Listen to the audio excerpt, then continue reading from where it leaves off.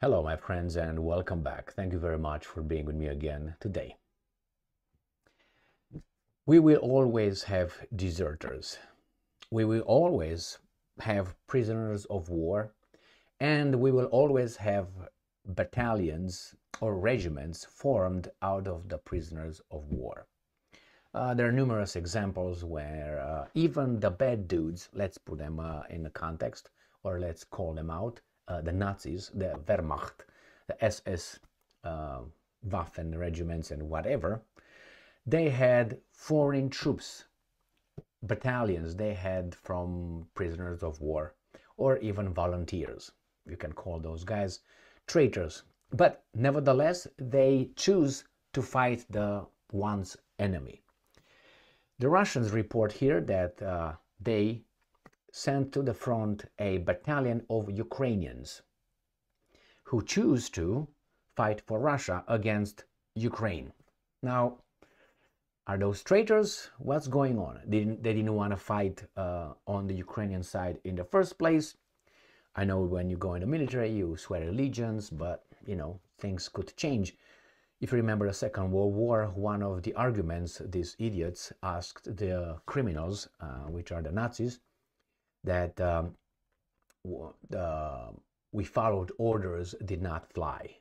You should have used your moral compass and ethical standing in order to choose and say, hey, that's not right. I should just oppose this order and not fulfill that order. So, nevertheless, the Ukrainians seems to do the same thing as some people did in the Second World War with SS Waffen and not only. So let's go and see this article coming from Sputnik. It says Battalion of Ukrainian ex-POWs heads out on combat mission in Special Operations Zone. I've been aware that the Russians recruited this POW, Ukrainian POWs, for some time, and they were training them. And I was a little bit skeptical that they would provide these guys with weapons and send them forward when they can turn around and come towards you, or just join the other guys somehow. But probably they were vetted very well, and cases where people might do that will occur. Because if they faked it the first time, they possibly fake it the second time as well. Not a big deal, right? So battalion of Ukrainian ex-POWs, and I will show you how much is a battalion, what the number is, of ex-POWs heads out on combat mission in Special Operations Zone. Ever since the onset of the special military operation, many Ukrainian POWs have decided to join the Russian military and take part in the special military operation on Moscow's side. The first group of the Russian battalion, named in honor of Bogdan Khmelnytsky, consisting of former Ukrainian soldiers and part of the operational and combat tactical formation Cascade, has departed on a combat mission, Viktor Krishchansky, one of its fighters, told Sputnik.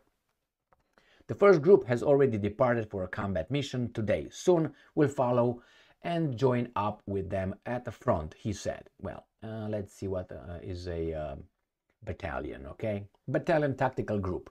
A battalion tactical group, in Russian Pakakapakotsukomoko, abbreviated as BTG, is a combined arms maneuver unit deployed by the Russian army and is kept at a high level of readiness. So it says a BTG typically comprises a battalion.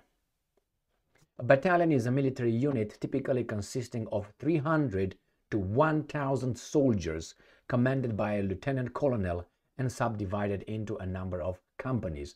The typical battalion is built from 3 operational companies, 1 weapons company, and 1 headquarter company. So they say here as well, where is that? Right here.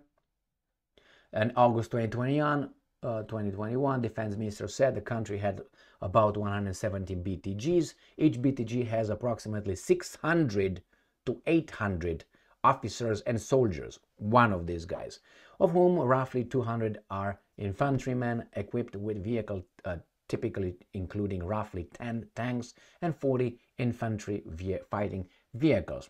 So that is what this little battalion of Ukrainian POWs consist of.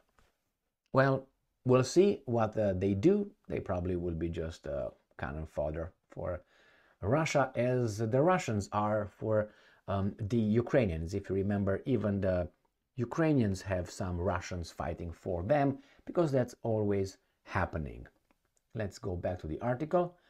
I'm not going to read these things because this is what people, they highlighted. He highlighted the upbeat fighting mood in the group.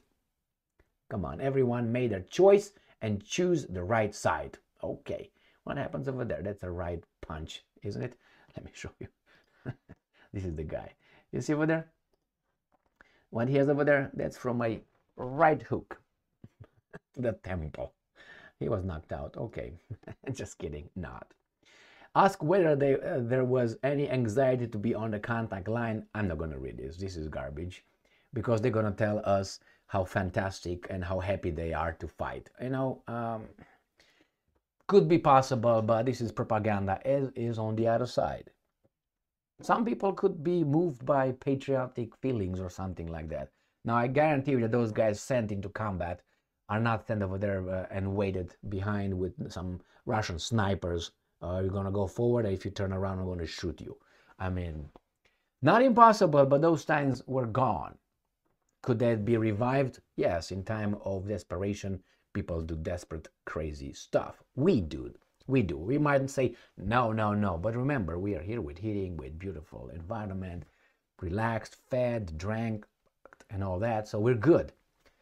Imagine that. So we'll see what this battalion will do. I'm going to follow up with any more information regarding this battalion. What is going to happen? It's going to be eliminated, because that's how war it is. What, 200 people, 300 people? I don't know, 3 days, 4 days, if they're just thrown in the middle of the battle. It's a crime what's going on over there, and I think this war should not have started. But we have people with other interests, and those people are still making a lot of profit out of this. So, still profitable. War is a profitable deal for a lot of interests, a lot of them, but it's not profitable for us, the common peasants. Thank you very much for being with me again today. Stay strong, stay smart, look for the truth, and be just.